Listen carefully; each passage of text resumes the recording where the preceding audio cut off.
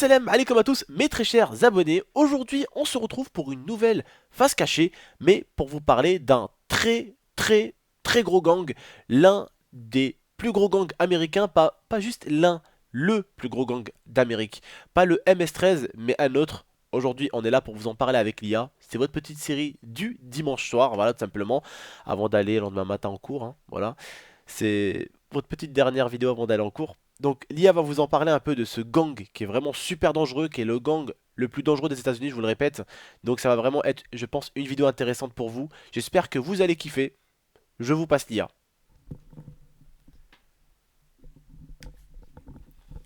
Merci. Donc j'espère que vous allez bien. Donc aujourd'hui, je vais vous parler d'un gang, le gang le plus grand d'Amérique qui se situe à Los Angeles. Donc c'est un gang qui occupe une très grande place. En fait, ils veulent occuper tous les territoires que ce soit par rapport à la drogue et par rapport au trafic d'armes, etc. Donc en fait, ils font en sorte d'élargir au maximum les secteurs pour tout avoir, pour avoir toute l'activité. Donc ce gang-là s'appelle le 18 Street Gang. Donc je suis désolée si je prononce mal parce que moi et l'anglais, on n'est pas copains. Donc il s'appelle le 18 Street Gang. Donc en fait, quand tu rentres dans ce genre de gang, en fait, tu dois être prêt à tout. Donc tu dois pouvoir tuer, tu dois pouvoir voler, escroquer. En fait, il faut que tu sois prêt à tout pour pouvoir l'intégrer. Ensuite, ce gang est ouvert à toute personne. Toute personne peut y rentrer, mais le seul souci, c'est que tu ne peux pas le quitter. Si tu dois sortir de ce gang, c'est soit tu sors en étant mort, tu te fais tuer, soit tu n'en sors pas.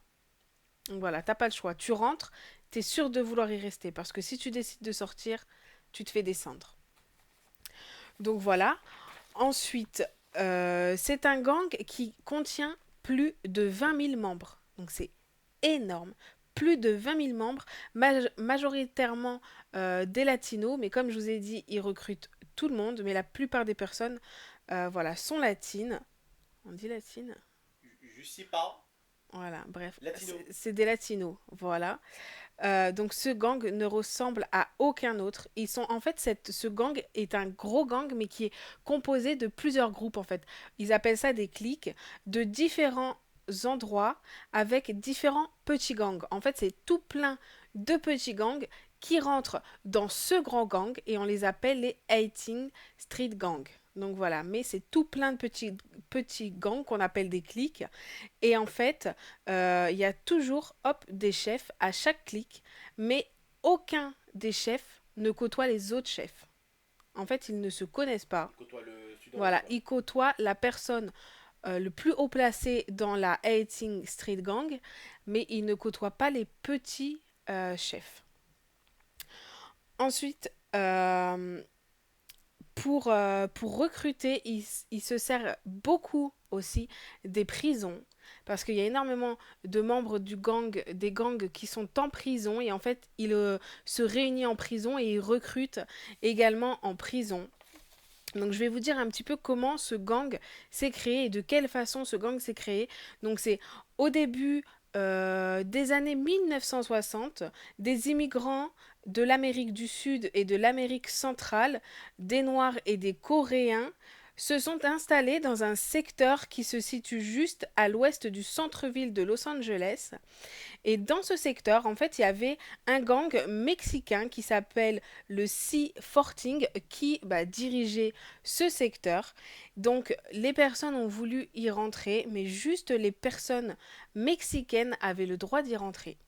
Donc toutes ces personnes qui ont été rejetées ont décidé de créer leur gang, donc qui s'appelle le 18 Street Gang. Et au fur et à mesure du temps, ils les ont recrutés.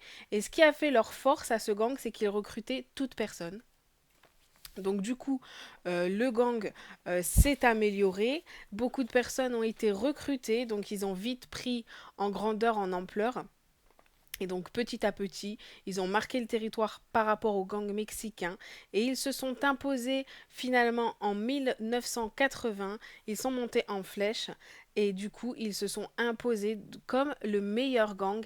Et par rapport au MS-13, le MS-13 se situe en deuxième position et le 18 Street Gang est en première position. Voilà. J'espère que ça vous a plu, que c'était un petit contexte un petit peu différent de d'habitude. Mais voilà, moi je vous fais de gros bisous, je vous repasse Abdel et je vous dis à très bientôt. Voilà. Donc, tout le monde. Voilà, Lia vous a un peu parlé du gang. Donc, comme vous pouvez le savoir, mes frères et sœurs, bien sûr, un gang va recruter à partir d'où? De vous à moi. Vous voyez quelqu'un sortir dehors dire Eh salut, tu veux faire partie d'un gang qui vend du shit, qui vend des armes et qui tue des gens? Eh salut! Non, non. Ils vont faire exprès de faire rentrer des personnes de leur gang en prison. Bien sûr, ils vont pas leur faire faire un assassinat ou tuer le président de la République ou faire un truc de ouf, tu vois. Ils vont faire une petite connerie, voilà, où ils peuvent passer genre un petit temps à l'ombre sans pour autant rester un siècle. Mais en fait, la personne qui va être dedans, elle va recruter du monde en prison. Et elle va recruter de préférence, comme elle a dit, il y a des personnes de la même, du même pays, on va dire. Des latinos, des mexicains, voilà, ce style-là un peu mexicain, colombien, voilà, des personnes un peu, voilà, les habitants, on va dire, de l'Amérique, qui habitent au sud de l'Amérique, voilà. Donc le Mexique, tout ça, vous voyez, Mexique, Chili, Argentine, bref, tout ça. Donc souvent après c'est les Mexicains, hein, ça se mélange pas trop normalement, souvent ça se mélange pas trop. Souvent c'est les Mexicains qui sont entre eux. Et quand un Mexicain rentre en prison, forcément, vous savez en prison aux États-Unis, je sais pas si vous avez déjà regardé des trucs, mais c'est comme en France un peu, il y a des secteurs, d'accord? Là t'as le secteur, on va dire, où il y a en gros un peu tous les Arabes. Là t'as un peu où il y a tous les, tous les Américains blonds. Ah, d'un côté t'as les racistes, de l'autre t'as, tu sais, voilà, tu sais, ceux qui ont la croix gammée, tu sais, les racistes, les fachos d'un côté, bah, les latinos de l'autre, les renois de l'autre. Voilà, tu sais, t'as un côté à chaque fois où il y a, voilà, tu sais, c'est des gangs, voilà. Et quand t'arrives tout seul et que t'es un latino, forcément, tu regardes là. Merde, elle est où ma troupe? Ah, ils sont là. Salut mec, tu veux notre protection? Oui, tu veux notre protection? Alors tu rentres avec nous. Tu signes un pacte, tu sors, tu meurs, tu restes, tu vis. Tu risques de crever, mais tu restes, tu vis. Mais si tu te barres, tu meurs. Maintenant, t'as deux solutions. Soit tu rentres dans notre bande, soit on laisse tous les autres gangs te défoncer ta gueule. Choisis. Je vais choisir votre gang. Merci. Dring dring, une nouvelle personne. Voilà. Aussi rapide que ça, aussi bête que ça. Tu sais, les personnes méchantes, souvent, bien sûr, on est d'accord, hein, tu les trouves dans la rue aussi. Mais là où ils sont le plus faciles à trouver, c'est en prison. Souvent, quand t'es en prison, hein, c'est pas parce que t'as donné un paquet d'Haribo à un gosse. On est d'accord. Hein, souvent, quand t'es en prison, c'est que t'as fait quelque chose de pas, de pas terrible. D'accord. Après, ça arrive, hein, des fois que. Bien sûr, ça arrive. Les bavures de la police ou des conneries comme ça. Bien sûr, ça arrive. Ok. Mais me dis pas que 400% des prisonniers, ou même 50% des prisonniers, sont en prison pour rien. D'accord, il y en a qui font quand même des conneries. Mais pas tous, attention. Ça arrivait, hein. Ça arrivait qu'il y ait des bavures policières ou des policiers qui ont des problèmes avec certaines personnes qui n'ont pas aimé la façon de parler ou quoi, qui veulent les foutre dans la merde, tu sais, qui veulent les foutre en tôle. Ça arrive, bien sûr. Ça arrive, les bavures policières. Ça arrive qu'il y ait des personnes qui ont été en prison et qui l'ont pas mérité. Bien sûr, il y en a eu beaucoup, je pense. Il y en a eu beaucoup de ça, bien sûr. Mais la plupart, s'ils sont en prison, c'est qu'il y a une bonne raison. Et justement, bah, c'est là où ils recrutent. Et comme vous a dit l'IA, ces genres de gangs, à mon avis, quand ils sont nombreux, ils peuvent pas réduire. À moins qu'un autre gang qui les tue. Parce que pourquoi ils ne peuvent pas réduire? Parce que personne ne peut le quitter. C'est pas le gang, le moulin, tu rentres et tu sors. Si tu rentres, tu restes. Si tu sors, tu crèves. Donc c'est vraiment quelque chose de ouf. Tu vois, c'est vraiment quelque chose d'hallucinant. Et puis ils veulent tout. Ils veulent, euh, ils veulent régner au niveau de la drogue, au niveau des ventes d'armes. Donc c'est pas un gang qui, comme on dirait chez nous ici, qui bicrave du shit en bas de l'immeuble, hein. Voilà. C'est un gang, ceux-là, ils arrivent avec des armes, avec des véhicules et ils tirent dessus et après ils parlent. C'est pas ils parlent et après ils tirent dessus. Non, ceux-là, ils tirent et après ils parlent. Tu vois, c'est vraiment des gangs de ouf, hein. C'est pas le premier gang américain pour rien, je pense. Et pour être devant les MS-13, moi qui pensais que c'était eux, hein, avec les massacres qu'ils ont fait, si tu regardes sur le net, avec les décapitages qu'ils ont fait, tu crois que c'est MS-13? Mais non, c'est eux. C'est eux le pire. Donc dites-vous ce qu'ils sont capables de faire, eux. Et ce qu'ils ont dû faire pour être le numéro 1 aux États-Unis. C'est pas quelque chose de laquelle tu peux te vanter, mais pour être le premier des États-Unis au gang, enfin le premier gang des États-Unis. Crois-moi, déjà t'arrives au State, tu commences à essayer de monter ton gang, tu te prends une balle directe quoi. Faut vraiment être un dur à cuire. Déjà donc la personne qui a créé ce gang était lui-même un dur à cuire, je pense. Mais voilà, c'était la petite histoire du plus gros gang des États-Unis. Enfin, le plus gros, bien sûr, je pense au nombre de personnes qu'il y a dedans. Et bien sûr, le plus dangereux.